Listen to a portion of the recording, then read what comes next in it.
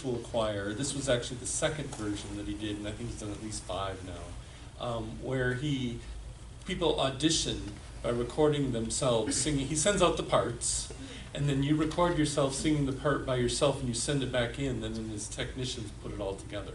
So this was 2,000 singers from around the world put that together. Yeah, I had the honor of not singing in that, but we sang it as a piece in the choir I'm in. We were performing it, and somebody goes, "Oh, there's this cool video of it," and sent it out. I'm like, wow, that was fun. So I'm actually truly honored and humbled to be here today. About 10 years ago, I stood before you in this exact spot as a lay minister from the Fox Valley Fellowship.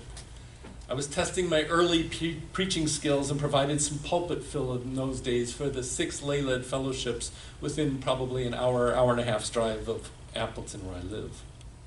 I recall at that time, I came twice, I think. I'm recalling both of them being a very good experience, really positive energy, really warm and welcoming, and I thought it was really cool that your kitchen is actually attached to where you worship. That's a good sign. Also, I was around back in the very, very early days of the discussions about a more collaborative model of fellowships between Appleton, Green Bay, and Fond du Lac. And if it had happened, I had hoped that I could have been a part of it. Now, I dropped out of being involved in that group from the Appleton Fellowship because I went to seminary and left that to other people. But now, after all those years, that formal relationship, even though that didn't turn out, I'm here physically a link now between those same congregations plus Stevens Point. So I just found it kind of interesting how life works out sometimes.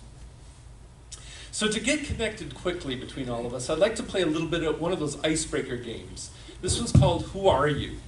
Normally 2 people sit across from each other, and then they keep asking the question, who are you? One person asks it to the other, and then they switch roles, and you're timed for about 2 minutes or something. And the person responding has no time to think of an answer, edit it, it's just whatever comes to your mind. And it's interesting, at first you get all the stuff that's reserved for introductions at cocktail parties and dinner parties, and then pretty soon you get pretty deep. And people start, you can't think of anything other than maybe very vulnerable and personal stuff. And I've played this sometimes where some people go, I don't like this game, and they just quit. They don't want to go any further. So I wanted to try to do it with all of you today. And so I'm going to be the person responding first.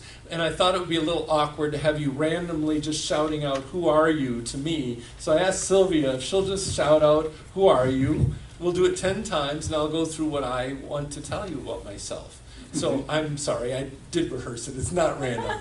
But I'm going to flip the tables and I'm going to ask you then after that 10 times, who are you? And I'm hoping that the extroverts out there will shout out just a phrase or a word about how you perceive this congregation. And you're kind of speaking for everyone, but we know you're not really speaking for everyone. It's just whatever comes to mind, okay? All right, so let's get started. Who are you? My name is Jim Coakley. I'm a 56-year-old bisexual male of Northern European descent living in Appleton, Wisconsin, and I've been married for 30 years to my best friend, Margaret. Who are you? We are the parents of 2 grown children. Our 25-year-old daughter, Christiana, is developmentally delayed but lives on her own in an assisted living apartment. She takes classes at the local technical college and has a job out at the mall. Our son is 23 and is living in Denver with his girlfriend, and Alex was a neurobiology major at UW-Madison, and he's just starting a job working as a lab research assistant. They're researching type 1 diabetes. And both Christiana and Alex grew up Unitarian Universalist. Who are you? I graduated from Meadville Lombard Theological School, one of only 2 Unitarian Universalist dedicated seminaries, in 2015.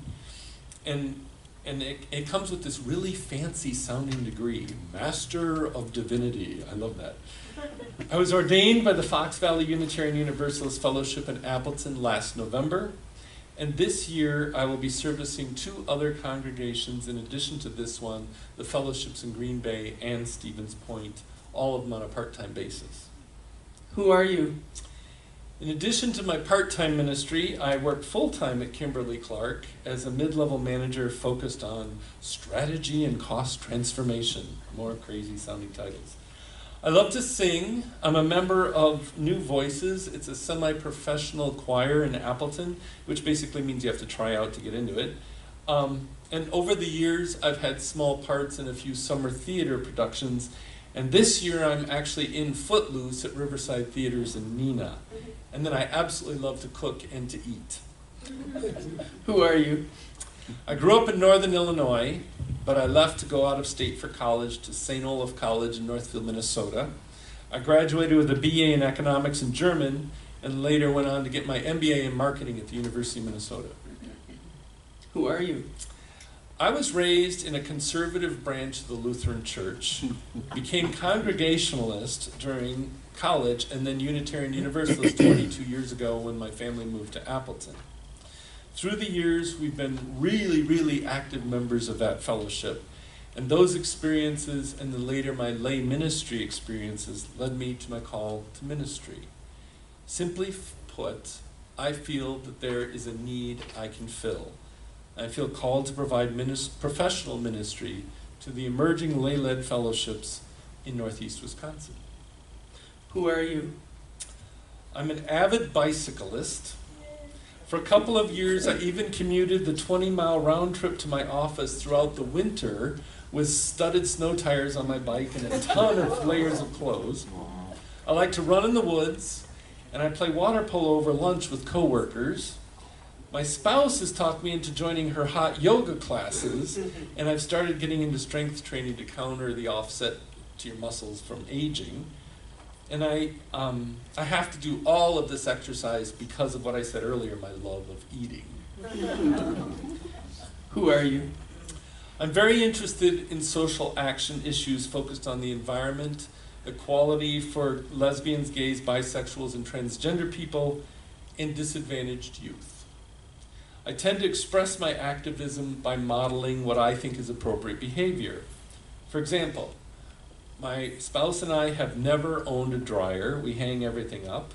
We have 3 composters. We rarely use the garbage can, but the recycling containers are usually overflowing.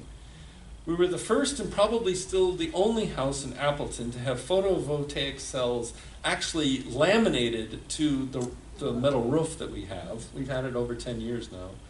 And I'm a leader in the Pride Network at my company. And at the age of 45, I was by far the oldest. I took lifeguard training at the YMCA so I could be a lifeguard and camp counselor for an autistic boy that wanted to go to summer camp from our congregation.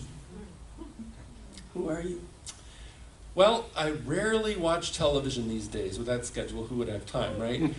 But if I do, it's probably just the last quarter of a Packer game because I don't have the attention span to watch the whole thing. An interesting day on the Tour de France, the bicycling thing, a soccer game with my son, or the Olympics, particularly water polo. I'm sure you all watch water polo in the Olympics, right? If you talk about TV shows or pop culture with me, please excuse the blank stare because I probably have no idea what you're talking about. I haven't had a stroke. I love pop culture and I live vicariously through others. So please tell me about it. I may even get hooked on something new, like the series Outlander that my spouse and I are now hooked on. Who are you? I'm an extrovert, that's probably pretty obvious, who loves to meet people. I'm pretty straightforward. I don't have hidden agendas. I feel I show everyone the authentic me, which unfortunately also includes a really bad memory for names. So please, if I call you the wrong name, or if I ask you for the 10th time what it was, please be nice and correct me or help me out. It's just sort of who I am. Thank you. All right, that was 10 times. You got the way this was played? So I'm going to ask you, and I'm looking for people to shout out what you think. Just a word, a phrase. You don't have to do speeches like I did of who you are. So here we go. Who are you? Caring. Caring. Warm. Herbalist. Warm. Warm. Accepting. How many is that? 4? Who are you? Friendly. Gardening. Friendly. Community. Gardening. Environmentally Community. conscious. Environmentally conscious. Tired. Social justice. What? Retired. Retired. The whole congregation's retired. Back there? Authentic. Authentic. I heard what- Donuts. Sorry? Good donuts. Good donuts? Oh, okay. So I thought I heard. I wasn't sure. Okay, how about one more? I think we'll have 10. One more? Margaret was saying Anybody? social justice. Social justice. Thank you. I didn't hear that. Thank you. Well, very good. That's quite a diversity of comments. Just from what I know from you all and going out on your website, kind of looking at it more thoroughly, here's the 10 I came up with. Welcoming everyone. I mean, for heaven's sakes, it's inclusive right in your name. Open circle. Honor diversity. Vibrant. I think you just witnessed that. Growing. Liberally religious. This one I really liked. I haven't seen this on people's website, on congregations' websites before. Open to experiencing transcendent mystery and wonder. We are religious or spiritual people. You just really put it out there. That's great. Supportive of the search for meaning. Transformative. I like that. Strong community presence, clearly. And then the last one I saw was believe in the attainment of beloved community, and then went on to talk about what that is, because it's a phrase that's used like a cliche, and it was nice to see it explained. So, very good. That was a great introduction, and I hope I will get to know you more as individuals, not just as a collective. So why does all this matter? Because finding out who we are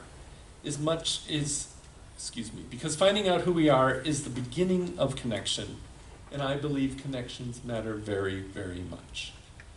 Margaret Wheatley, an expert on organizational behavior, put it this way: when we seek for connection, we restore the world to wholeness. Our seemingly separate lives become meaningful as we discover how truly necessary we are to each other. And Oprah Winfrey once said, "What we're all striving for is authenticity, a spirit-to-spirit connection." To me, it's all about connections. Connectedness is what Unitarian Universalists seek as a community of faith. Within connectedness lies the deeper understanding of inherent worth and dignity of each of us. Or some would say that connections are where we discover and celebrate the spark of the divine or the sacred in each of us. And community is so central in our worship, and I'm purposely using the word worship here. Here we don't worship a supreme being. We don't even worship ourselves, as some from the outside of our faith would argue we do. We worship the connectedness we have with each other and the holiness of the journeys that we're on, both as individuals and as a congregation. This is what makes us a people of faith gathered here today, rather than a lecture series, a book club, or just a bunch of friends that like to hang out with each other. By introducing ourselves to each other, we've taken the first step towards deeper community. I'm drawn to ministry and this community because of my theology of connectedness. Okay, theology of connectedness. That sounds kind of academic, so let me kind of unpack that a little bit. I'll start with what I mean by theology. Historically, theology has meant the study of God or a supreme being, but a more modern interpretation is the study of what it means to be religious. I like the definition of religion provided by one of my theology professors. He said, "Religion is that which helps us find meaning in life and orientation with our universe." Religion is that which helps us find meaning in life and orientation with our universe. So a theology of connectedness is the study of how I find religious meaning through connectedness to others or in community. This is also not a static theology, meaning a set of creeds or dogmas that we have to believe, but a dynamic theology. It's obviously evolving as connections evolve. If I learned anything in seminary, theology is a verb. So to illustrate levels of connectedness in the relationship to this theology, I'd like to use the video of the virtual choir we got to work. A former choir director once told me she believed that singing was a portal into someone's soul. She felt singing was such an intimate act that by listening and watching people you could really learn a lot about who that person was. And I agree. Each of the 2,000 singers in the video voluntarily laid open their soul for this endeavor. They didn't do it in the company of other choir members in a rehearsal space, but rather in front of their own camera with their headphones on, apparently all alone. The visual images we saw reminded me of the title of our reading, We Arrive Out of Many Singular Rooms. Eric Whitaker and his technicians took each individual's contributions and almost magically created a virtual choir that you just experienced. Through technology, they created that connection. Okay, so why should we consider that a religious experience? How could we label it theologically? I would argue that the act of so many people coming together and applying such creativity is certainly something to celebrate, even to the point of being awestruck. I think a lot of you were kind of awestruck in that. To me, this is classic religious humanism, which has been the dominant theological perspective of our Unitarian roots throughout the 20th century.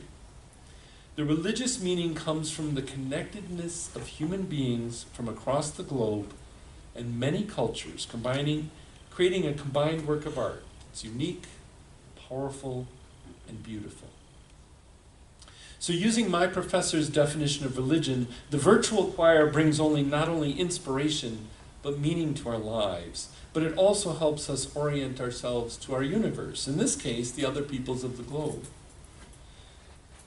So personally, I take this religious experience even further. In the tradition of Emerson and our transcendentalist Unitarian ancestors, I'm transcended spiritually by this endeavor. Somehow the beauty of the music and the visual imagery lifts my spirit, and I transcend this place and time for a moment.